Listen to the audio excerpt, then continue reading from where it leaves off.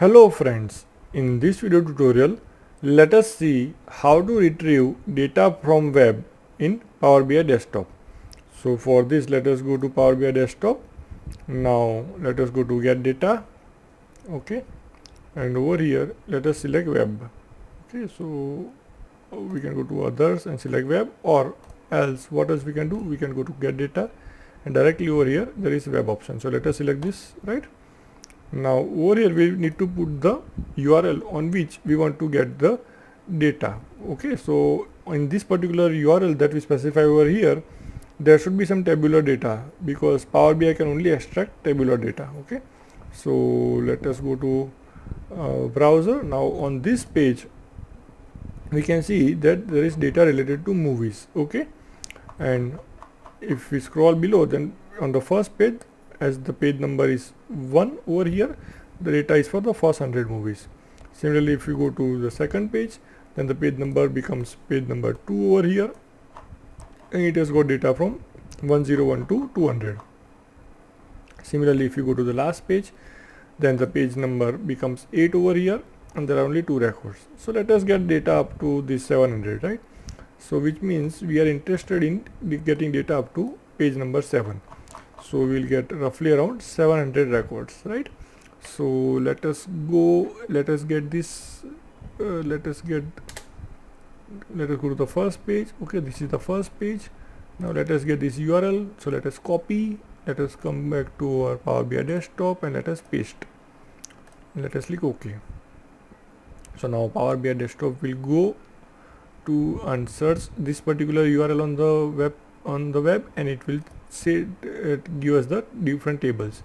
So there are 2 tables out of which we are interested in this table. So let us click it and let us go to edit, right? So it takes us to the query editor. Okay, now this is the data that it has brought, okay, from the web page. So let us go to web page. So there are so many columns, right? 1 2 3 4 5 6 and 7 8, right? So all these columns have been brought to the query editor. Okay, now let us but the problem with this table is it has got data only for the first page. Okay, so it has data only up to record number 100. So what if we want data up of all the pages, okay, of all from page number 1 to 7? Then in that case we need to go to advanced editor. Now this is the code through which it has got this data. Okay, so let us edit this code. Now we can see over here it is referring to page number 1, and that's why, as in this code the page number 1 was hard coded, and that's the reason why the Power BI desktop could bring data of only page number 1. Okay, so we need to make this as parameter. Okay, and then we need to pass different values to this parameter. So let us declare a parameter called page number. Okay, right? So in this way we declare parameter called page number.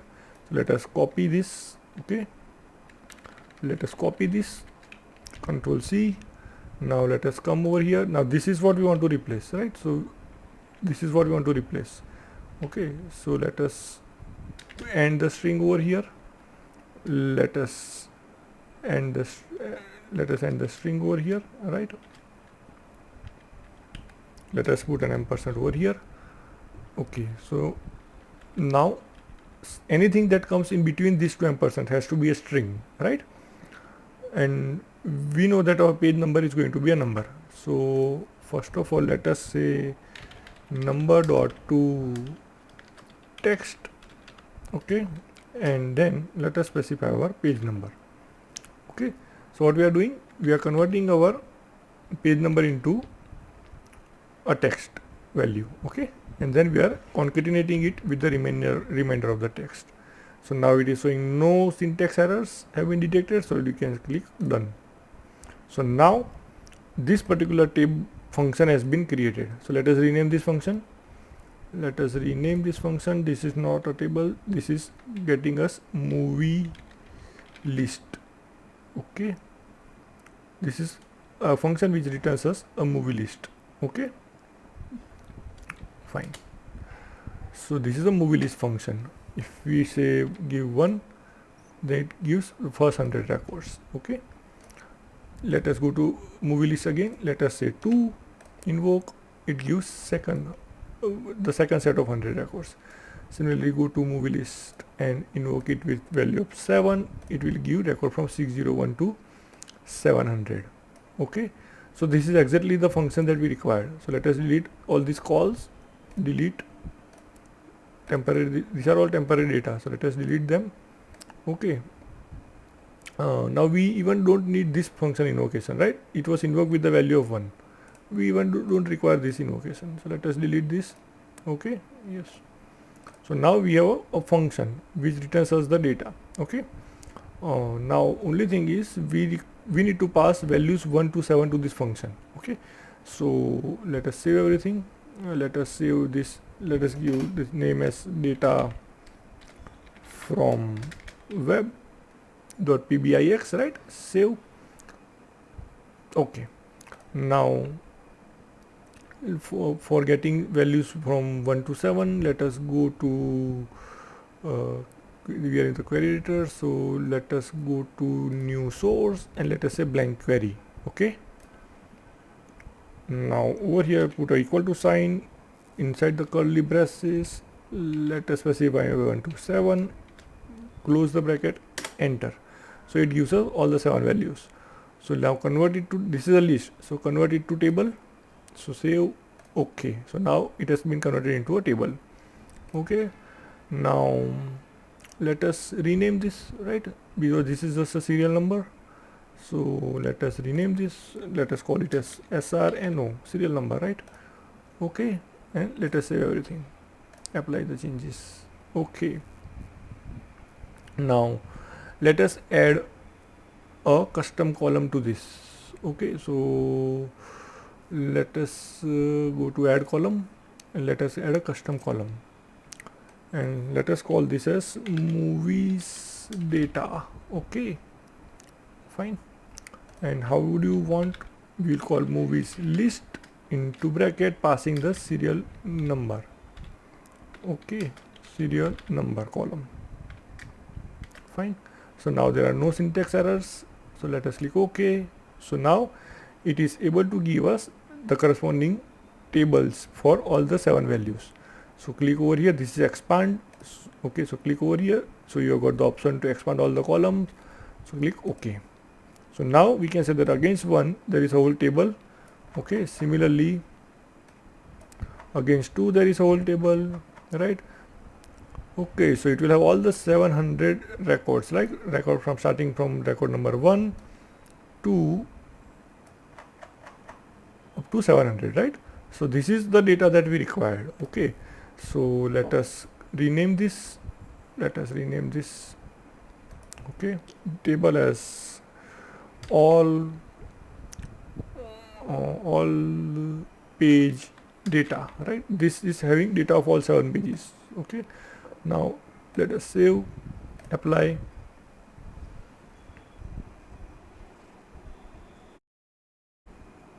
So 700 rows have been loaded with 5 errors. So let us close this. So now we have all the columns, right, along with the serial number. Okay, now let us go back to the edit queries. Okay, because we need to correct the data types. Okay, see over here, if you select this and see the data type over here, it is any data type, right? That is not what we want. It is a whole number. Okay, similarly this is a whole number. Okay, and this is text. Now this is again text. This is decimal number. Similarly this one, this one, this one. Okay, all these are decimal numbers, right? And the last one is again text. Okay, so now we have defined the data types properly. Click save, apply changes.